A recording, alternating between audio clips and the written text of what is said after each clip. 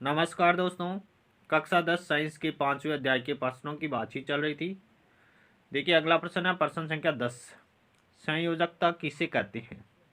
दूसरा प्रश्न पूछा गया किसी तत्व की संयोजकता कैसे ज्ञात की जाती है तथा समूह एवं आवर्त में संयोजकता में क्या परिवर्तन होता है। देखिए संयोजकता किसे कहते हैं।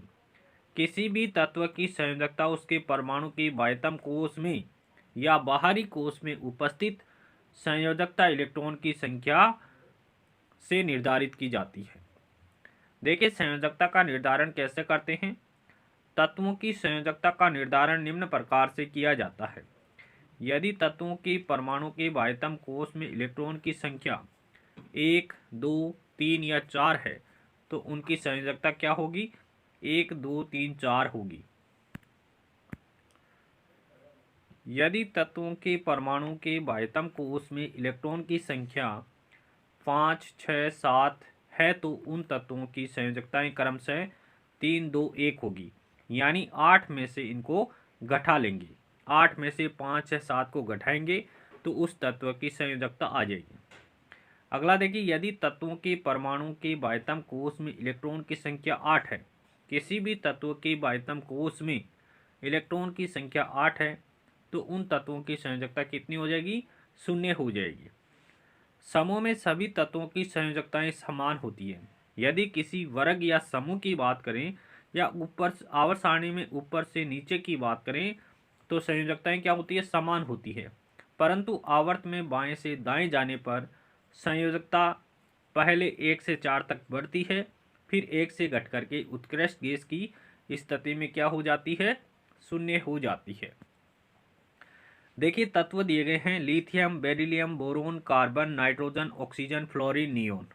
इनकी संयोजकताएं क्या क्या है। देखिए लिथियम की संयोजकता 1 है। ये आवर्त की बात हो रही है तो आवर्त में क्या होता है, पहले 1 से 4 तक बढ़ती है, उसके बाद में घटती जाती है, तो ये आवर्त दिया गया है।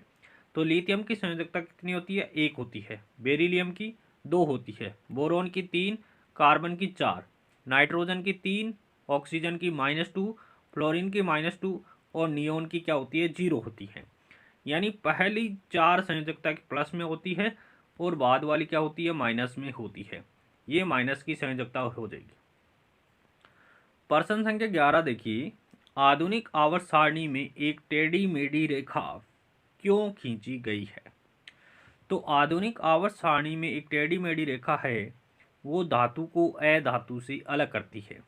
आवर्त सारणी में एक टेढ़ी मेढ़ी रेखा क्या करती है, धातु को अधातु से अलग करती है। इस रेखा पर आने वाले तत्व कौन कौन से हैं, बोरॉन है, silicon, germanium, arsenic, antimony, tellurium, polonium धातु एवं अधातु दोनों के गुणधर्म प्रदर्शित करते हैं। तो ये क्या है, अधातु है। अधातु तत्व कौन कौन से हैं, boron, silicon, germanium, arsenic, antimony, tellurium और पोलोनियम, ये अधातु है। इसमें धातु और अधातु दोनों के गुण पाए जाते हैं। प्रश्न संख्या 12 की बात करते हैं। प्रथम समूह के तत्वों की परमाणु त्रिज्या में परिवर्तन का अध्ययन कीजिए तथा उन्हें आरोही क्रम में व्यवस्थित कीजिए। देखिए प्रथम समूह के तत्व दिए गए हैं सोडियम, लिथियम, रुबिडियम, सीजियम और पोटेशियम और इनकी परमाणु त्रिज्या दी गई है। सोडियम की परमाणु त्रिज्या 186 पिकोमीटर, लिथियम की 152 पिकोमीटर, रुबिडियम की 244 पिकोमीटर और सीजियम की 262 पिकोमीटर और पोटेशियम की 231 पिकोमीटर त्रिज्या दी गई है। देखिए पहले का उत्तर देख लेते हैं। प्रथम समूह के तत्वों की परमाणु त्रिज्या का आरोही क्रम, आरोही क्रम का मतलब है बढ़ता हुआ क्रम, कौन सा होगा। देखिए सबसे ज्यादा जो परमाणु त्रिज्या है वो किसकी है, सबसे कम कम से अधिक की ओर होगा तो सबसे कम लिथियम की है। लिथियम की परमाणु त्रिज्या 152 पिकोमीटर है। उसके बाद में लिथियम से ज़्यादा किसकी है, सोडियम की, तो सोडियम की है 186 पिकोमीटर और उसके बाद है पोटेशियम की, पोटेशियम की 231 पिकोमीटर। उसके बाद रुबिडियम और सीजियम, सबसे ज़्यादा परमाणु त्रिज्या किसकी है, सीजियम की है, कितनी है, 262 पिकोमीटर है। अगला प्रश्न पूछा गया है किस तत्व का परमाणु सबसे छोटा तथा किसका सबसे बड़ा है? देखिए, लिथियम का परमाणु सबसे छोटा है। लिथियम का परमाणु सबसे छोटा है। क्यों? क्योंकि लिथियम की परमाणु जो परमाणु त्रिज्या है वो सबसे कम है। और सीजियम का परमाणु सबसे बड़ा है, क्योंकि सीजियम की परमाणु त्रिज्या अधिक है। इस कारण से सीजियम का परमाणु सबसे बड़ा है। प्रश्न संख्या 3 पूछा गया है यहाँ पर, समूह में ऊपर से नीचे जाने पर परमाणु साइज में कैसा परिवर्तन होगा? देखिए, समूह में ऊपर से नीचे जाने पर परमाणु साइज में वृद्धि हो रही है, क्योंकि नीचे जाने पर एक नया कोष जुड़ जाता है। इससे नाभिक तथा सबसे बाहरी कोष की दूरी है वो बढ़ जाती है। इससे क्या होता है, एक नया कोष जुड़ने के कारण नाभिक और सबसे बाहरी कोष की दूरी है वो बढ़ जाती है। इस कारण नाभिक का आवेश बढ़ जाने के बाद भी क्या होता है, परमाणु का आकार बढ़ जाता है। प्रश्न संख्या 13 की बात करते हैं। दूसरे आवर्त के तत्वों की परमाणु त्रिज्या नीचे दी गई है।